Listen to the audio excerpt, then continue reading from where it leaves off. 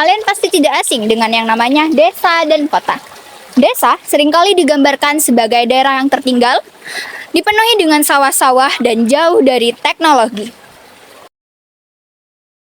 Sedangkan kota selalu digambarkan sebagai daerah yang maju dan juga sangat dekat dengan teknologi serta dipenuhi gedung-gedung tinggi. Namun, apakah stigma ini masih sesuai ketika teknologi berkembang sangat cepat dan pesat di berbagai wilayah?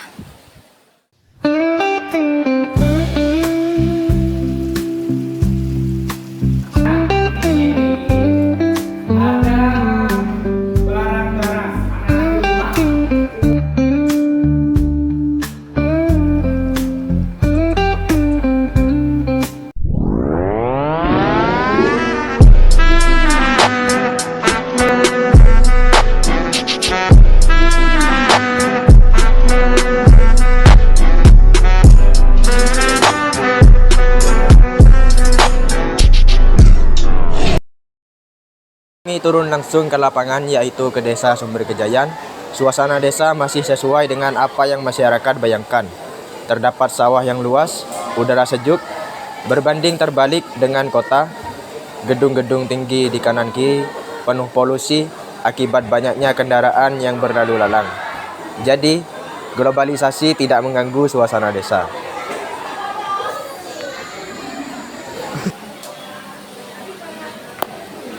Mayoritas mata pencarian masyarakat desa masih bergantung dengan alam. Masyarakat desa bermata pencarian sebagai petani dan pedagang. Namun, cara berdagang masyarakat desa masihlah tradisional. Mereka hanya memanfaatkan pasar tradisional terdekat untuk menjual komoditasnya. Mata pencarian masyarakat kota sangatlah beragam. Masyarakat kota memanfaatkan teknologi sebagai saran pedagang dan melakukan transaksi dengan e-payment yaitu KRIS. Berada di desa nih Pak, kira-kira ada tidak kendala sarana prasarana untuk mendukung mata pencaharian dari masyarakat desa ini? Kendalanya cuma menurut saya pemasaran, karena rata-rata pedagang di desa itu masih manual, artinya tidak online, karena rata-rata kan bukan generasi Z rata-rata. Kira-kira apa upaya dari pemerintah desa untuk mengatasi kendala tersebut? Di desa sudah ada websitenya untuk UMKM, tapi ya gitu, masyarakat enggan untuk membawa komoditasnya untuk dipasarkan melalui online. Oke.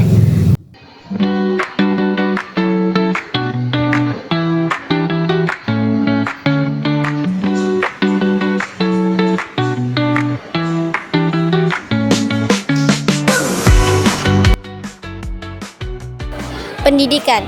Di desa, teknologi sudah mulai dikenalkan kepada siswa sebagai media belajar. Nama saya Rofiul Adil Asgaf. Di sini saya dinas di SDN Sumber Kejayaan 2 di Kecamatan Mayang tepatnya. Di sini saya membidangi kelas 6 dan juga seksi kedisiplinan dan humas untuk di SD tempat saya dinas ini. Oke, kita lanjut ke pertanyaan pertama, yaitu bagaimana pola interaksi siswa di sekolah saat ini? Apakah siswa diperbolehkan membawa HP atau mereka masih bermain secara berkelompok dengan teman-teman lainnya?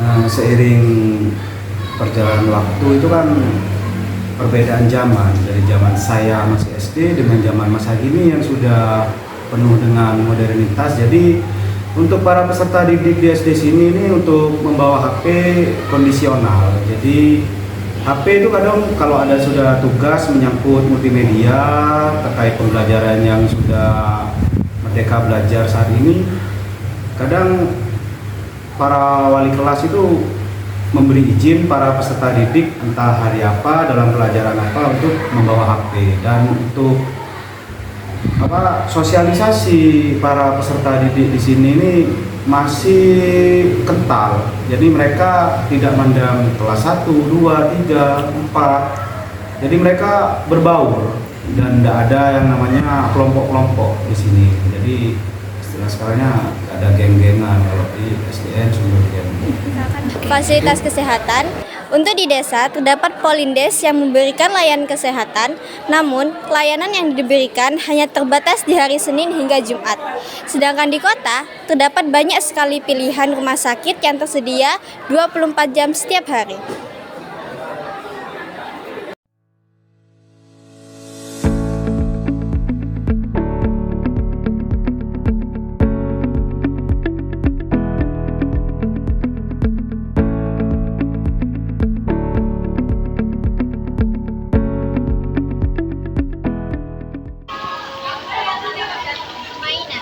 Permainan tradisional sangat kental di desa. Hal ini bisa dibuktikan ketika kami berada di SDN Sumber Kejayaan 2. Kami melihat bahwasannya siswa bermain gobak sodok, sepak bola bersama. Hal ini berbeda dengan di kota yang terdapat berbagai jenis permainan yang bisa menjadi sarana permainan.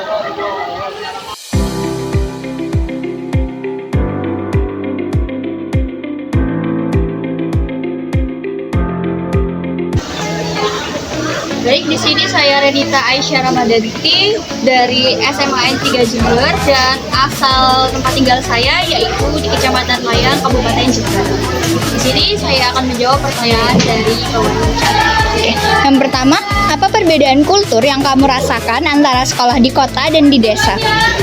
Perbedaan kultur yang saya rasakan apabila saya sekolah di desa, yaitu dulu SMP dan sekarang SMA yaitu berada di kota, sangat berbeda jauh, yaitu terutama dari gaya belajarnya, yang dimana itu sangat terasa pada lingkungan belajar sama gaya pergaulannya, yang dimana di kota itu siswanya itu lebih terbuka dan lebih friendly antara laki-laki dan perempuan, berteman dianggap ya biasa aja.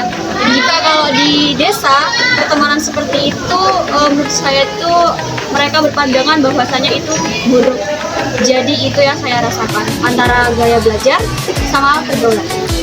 Bagaimana cara kamu mengatasi perubahan kultur yang kamu alami? Cara saya mengatasi perbedaan kultur yang saya alami yaitu saya mencoba diri untuk lebih terbuka lagi dan beradaptasi lagi dengan lingkungan saya yang baru.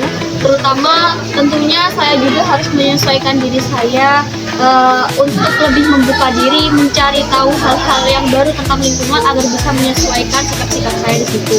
Dan juga tentunya saya harus menjaga nilai-nilai baik dan budaya yang dimana maksudnya apabila dulu di desa, sekolah di desa seperti ini nilai baiknya maka tetap saya terapkan ketika saya sekolah di kota. Namun seperti pergaulan tadi itu saya buang, maksudnya saya lebih terbuka lagi di kota dan lebih mengembangkan diri saya untuk bisa berteman dengan siapa saja. Yang ketiga, bagaimana dengan akses fasilitas pendidikan yang kamu dapatkan ketika kamu berada di desa sama di kota? Akses pendidikan kalau boleh jujur, kalau di desa itu kurang lengkap dibandingkan di kota. Kalau di kota itu kan ibarat lebih dekat yang namanya dengan bimbel dan lain-lain. Jadi mudah diakses dan lebih mudah mendapatkan informasi secara cepat. Sedangkan kalau di desa itu menurutnya saya itu kurang update istilahnya gitu. Kan juga dilihat dari lingkungan belajar sama pergaulan teman-temannya gitu. Sedangkan kalau dulu yang saya rasakan di desa itu kan banyak yang kayak kurang ambis. Jadinya di sini membentuk diri saya dulu kayak kurang habis juga. Sedangkan kalau di kota itu membentuk diri saya untuk lebih ayo belajar lagi untuk bisa terus tumbuh dan berkembang.